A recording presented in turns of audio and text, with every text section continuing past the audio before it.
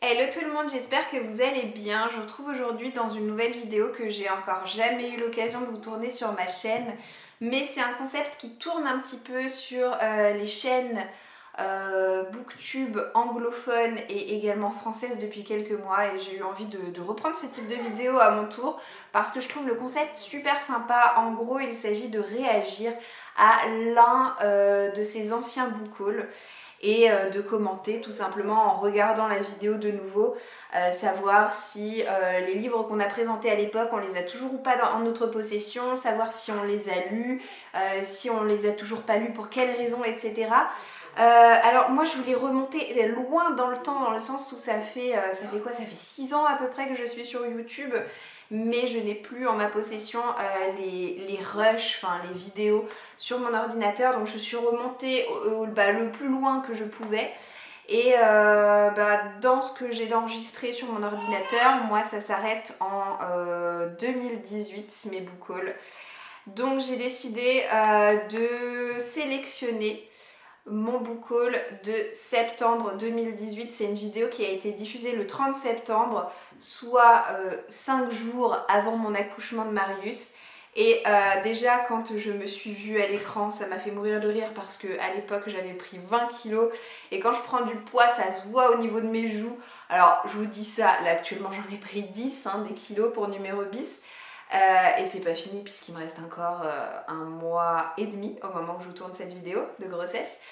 Mais voilà, c'est rigolo de se dire que j'ai tourné cette vidéo sans savoir que quelques jours après, pouf, je filais à la maternité et puis que j'avais les bonnes joues comme ça. Ce n'est pas l'objet de cette vidéo, j'en ai bien conscience. Donc je vais aller sur la vidéo en question. Moi, je vais la regarder sur mon téléphone. Et je vous l'incrusterai quelque part au niveau de l'écran, là où il y aura de la place en fait. Et je vais vous dire tout simplement ce que sont devenus les livres que je vous ai présentés en septembre 2018. C'est parti. Ah ouais, j'étais énorme. Le premier livre qu'on peut voir, que je vous présente, donc c'est Shades of Light.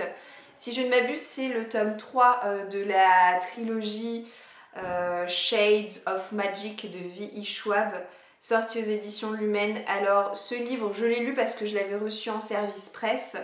Et puis en plus de ça, c'est une trilogie que j'adore, donc autant vous dire qu'elle est toujours dans ma bibliothèque, il n'y a pas de souci. Livre suivant, ah bah là aussi c'était une parution des éditions Lumen. Donc pour le coup c'est le premier tome d'une série qui s'appelle Les Entremondes, écrite par Sam Huxley. J'ai eu l'occasion de lire les 2 premiers tomes de cette série-là.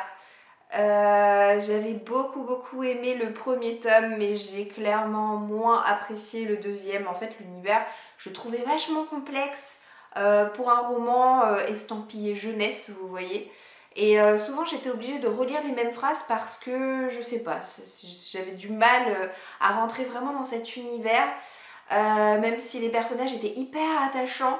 Et donc, même si je l'ai lu parce que, de toute façon, je fais toujours passer de manière prioritaire les services presse que je reçois. Donc même si c'est un livre que j'ai lu, je peux vous dire que je n'ai plus ces 2 tomes en ma possession dans ma bibliothèque à l'heure actuelle. Alors ensuite de la part des éditions Hachette, donc j'avais reçu aussi 2 livres ce mois-ci. Donc j'avais reçu Ce que nous avons perdu. Ça a été mon premier livre de Gail Forman, j'avais jamais rien lu de cet auteur.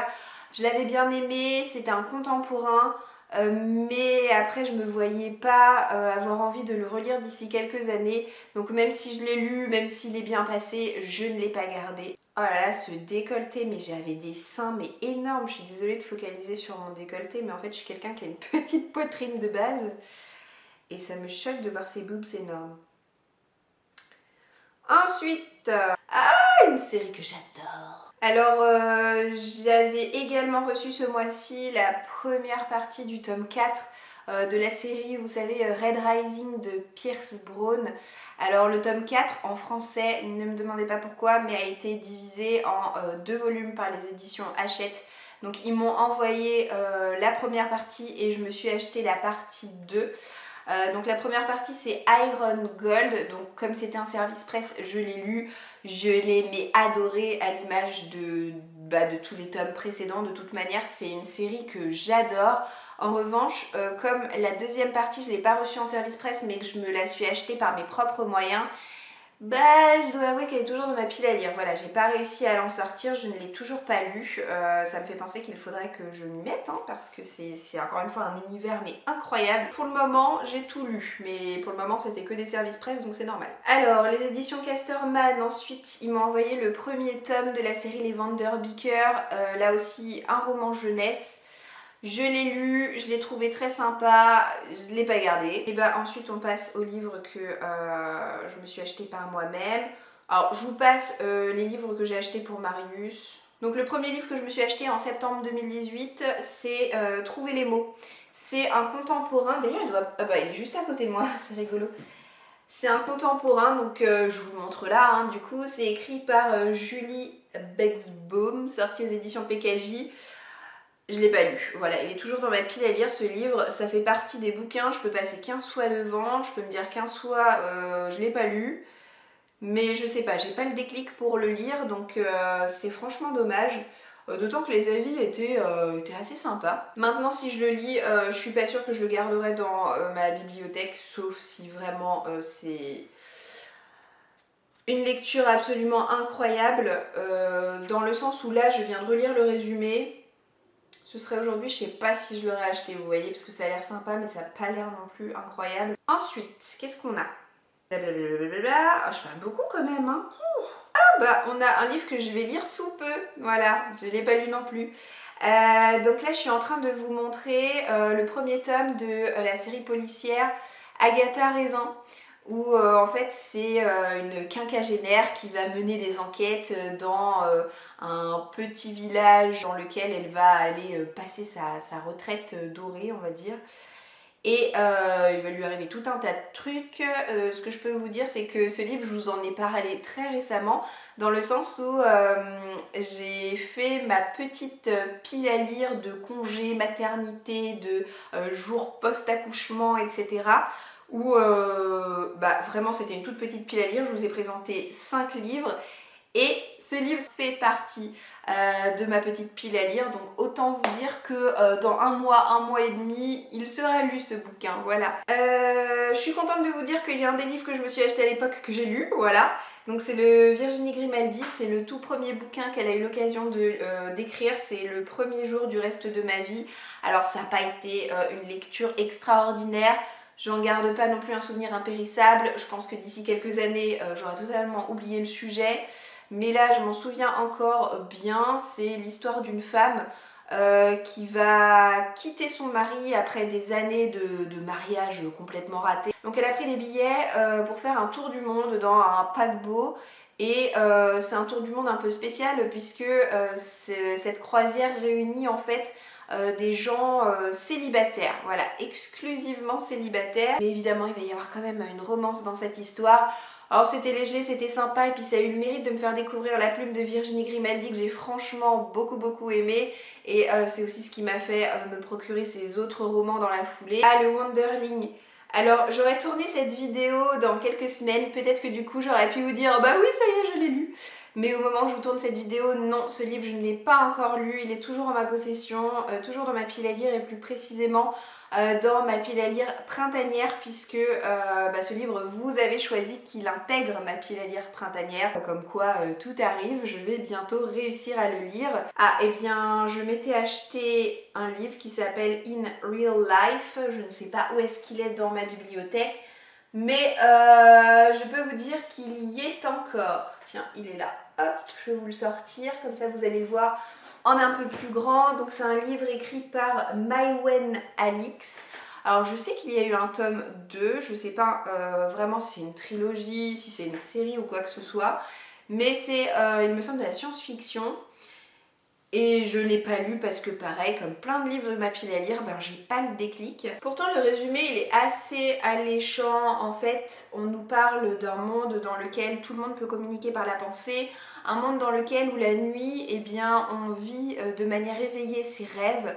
C'est un monde harmonieux, un monde sans violence. Et puis notre héroïne qui s'appelle Lani, qui vit dans ce monde idéal, va un jour être déconnectée et débarquer dans le monde réel. Voilà, donc très anticipation comme récit. Donc bon ben un jour ce sera son tour, hein, j'en doute pas. Ah bah ça c'est un livre que j'ai failli lire mais que j'ai pas encore lu.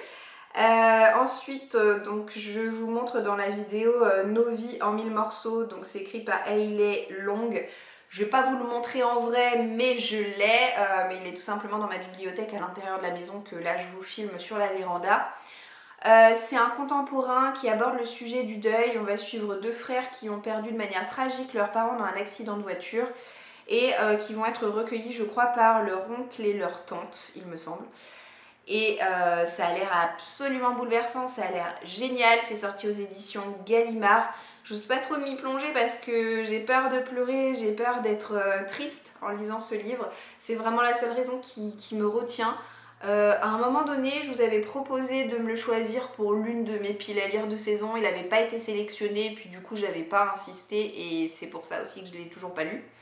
Mais ça viendra. Ah bah là pour le coup c'est vraiment le dernier livre qui lui aussi est dans mon salon. C'est comme vous le voyez à l'écran, La vie de A à Z de Debbie Johnson. Donc c'est dans la collection Feel Good des éditions Milady. C'est une collection qui me plaît beaucoup. Même si visiblement c'est davantage un roman mélancolique qu'un récit feel good, hein, d'après ce que j'ai pu comprendre. J'avais un peu oublié son existence, je vous le cache pas, et là de relire sur internet le résumé, ben ça me donne juste envie de m'y plonger parce qu'il a l'air quand même super chouette. On va suivre deux sœurs qui étaient très proches lorsqu'elles étaient plus jeunes, mais ça fait 10 ans qu'elles sont brouillées et 10 ans qu'elles ne se parlent plus, et elles vont devoir se réadresser la parole pour la première fois, et bien malheureusement suite au décès de leur mère. Leur mère qui est vraiment extrêmement peinée de ne pas avoir réussi de son vivant à réconcilier ces deux filles entre elles, mais elle a quand même fomenté de son côté un petit plan dans le but de pouvoir rapprocher ses enfants. Elle a inventé une espèce d'abécédaire, alors je crois que ça fonctionne sous forme de flashback avec des lettres de l'alphabet, etc. Visant à leur faire revivre je crois des souvenirs communs. Alors peut-être que j'extrapole un petit peu mais il me semble que ça part un peu dans cette direction là. Voilà, en tout cas c'est typiquement le genre de roman qui peut très potentiellement me plaire. Du coup la conclusion que je tirerai du revisionnage de ce book haul, c'est que quand je grossis je prends vite des joues. Non je rigole, mais c'est vrai. Mais c'était pas le propos. Non, ce que j'ai à dire c'est que ça me fait vraiment constater que je suis au taquet au niveau des services presse, que je me fais un devoir de les lire le plus rapidement possible après les avoir reçus, bien que j'ai énormément ralenti mes demandes de services presse. Vous avez pu constater de toute façon dans mes book hauls que j'en reçois désormais très peu. Si j'en reçois un c'est bien, des fois j'en reçois deux, genre 3 maximum et ça s'arrête là. Il y a quelques années de ça, j'en recevais entre 10 et 15 facile quoi. Et je ne faisais que ça, je ne lisais que des services presse. Si j'avais le temps dans mon mois de lire un autre livre qu'un service presse, c'était genre wouh. Et c'est aussi pour ça que j'ai franchement arrêté d'en demander à tire-larigot, parce que j'avais plus le temps de lire ce que j'achetais. Et finalement je me rendais compte que voilà, je demandais des livres vers lesquels je me serais peut-être pas forcément dirigée si on m'avait demandé de les acheter. Donc j'ai un état d'esprit un petit peu plus raisonné, un petit peu plus réfléchi également. Maintenant j'ai un enfant, il y en a un deuxième qui va bientôt sortir. J'ai plus autant le temps de lire qu'auparavant. Et quitte à mettre moins de temps dans cette occupation-là, autant que ce soit avec des livres que j'ai vraiment envie de lire. Voilà.